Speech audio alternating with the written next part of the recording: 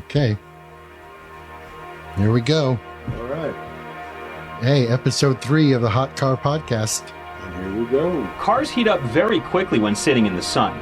Even a relatively cool day by Texas standards can result in dangerously high temperatures inside your car. According to the National Weather Service, temperatures in your car can exceed 100 degrees in less than 20 minutes when the outside temperature is in the 80s. Temperatures All this right, week so will be what's much on the higher. agenda for today?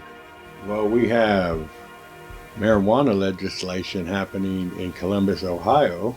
Okay. Voters in Ohio will decide next week whether to legalize recreational marijuana.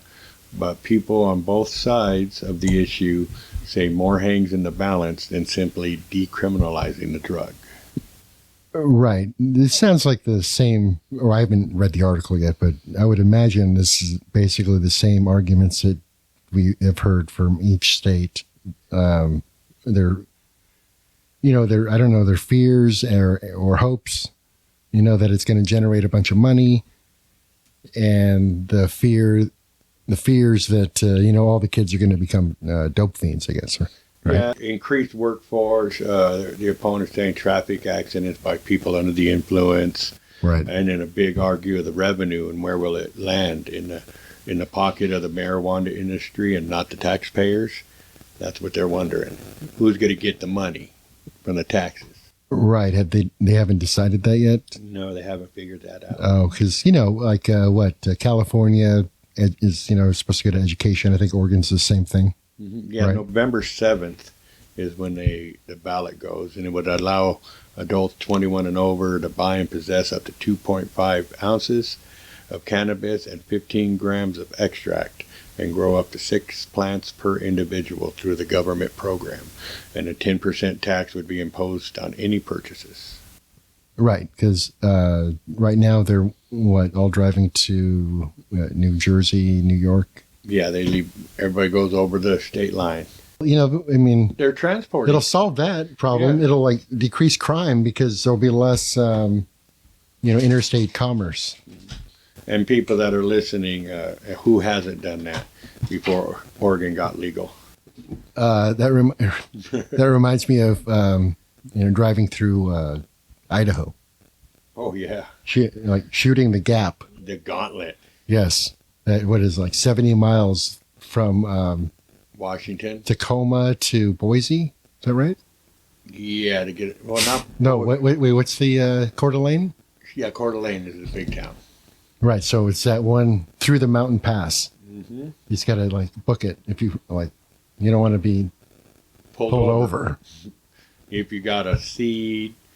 No, that's serious. Yeah, it's no zero tolerance. I've known people got pulled over, had their card, had under their limit, and still got 2.5 years in prison. That's incredible. They should let all those people go. Yeah.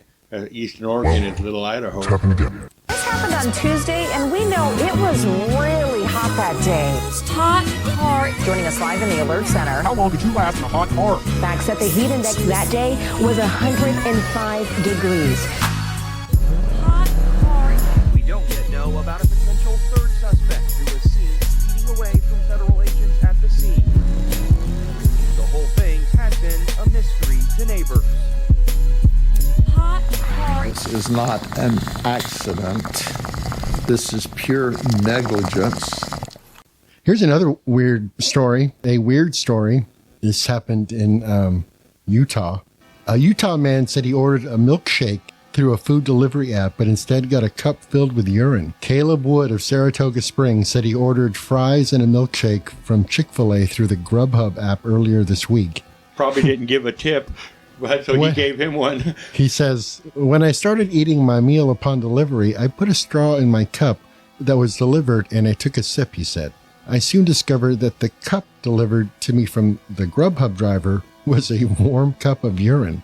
Wood captured the delivery on his home security camera. Wood said he called the driver back to his house and confronted him. That confrontation was also caught on video. Do you realize this is pee? Wood said to the driver while holding the tall styrofoam cup in his hand.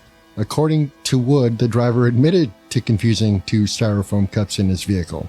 Wood said the driver told him that he works long hours and doesn't take bathroom breaks, so he relieves himself in his car. Wood said that drinking the urine had made him sick. When he reached out to Grubhub, Wood said that the Chicago-based company took 4 days to get back to him. He said that the company refunded part of his order, which was less than $30. They refunded like $18, the actual cost of the food, Wood said. They didn't refund the delivery fee or the tip that I gave him. That's terrible. PP in a cup. And the next one might be worse. What could be worse than pee in a cup? You somehow have traversed across the universe, through space and time, to find yourself at this access point, and you happen to be listening to the Hot Car Podcast. And I'm Sheriff Dan. Well, what was supposed to be another luxurious stay at the Ritz-Carlton turned into a nightmarish for one couple. Jane and John Doe, of course, of Washington State, arrived at the oceanfront luxury Half Moon Bay Resort for the weekend of November 18th, 2022, to visit the daughter attending a nearby university for the Thanksgiving holiday and to celebrate Jane's birthday. However, plans were significantly derailed after Jane had a sip of Ritz-Carlton branded water bottle that was contaminated with semen. Oh. Oh. And she drank it, or? The lawsuit alleges that the visit began normally and the couple was properly greeted when they arrived for the stay. Nothing amiss. On the night of November 18th, the couple realized they were out of water and called the front desk for some more. Moments later, a male employee arrived with at least 5 bottles and had no reason to believe the bottles were tampered with and defiled. Jane went to sleep and woke up in the middle of the night and reached for a bottle. According to her, she knew something was wrong and alerted hotel security and management. Jane said the water taste and texture were off. And she initially thought it was a chemical contamination before she started to suspect it was semen. This would later be confirmed on January 12th, 2023, after a claims adjuster talked to the couple over the phone and told them that the water was defiled with semen. The lawsuit claims one of the hotel's employees ejaculated his semen into a Ritz-Carlton labeled water bottle, delivered it to Jane and John Doe's room, and Jane Doe then drank the semen-contaminated water before she realized it had been defiled by a criminal deviant and that she had been sexually assaulted.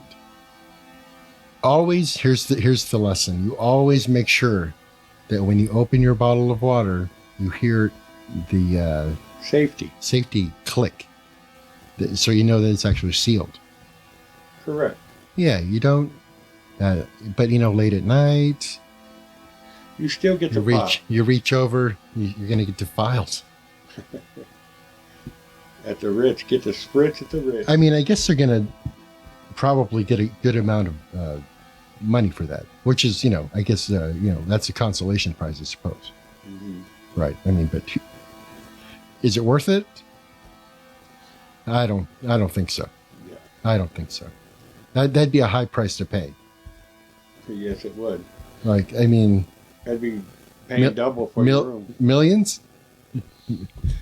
Yeah, shoot. I mean, it's the Ritz-Carlton. And probably a charge, criminal charge for the other guy. Well, I don't know if you're going to be able to figure out who it is. DNA. Yeah.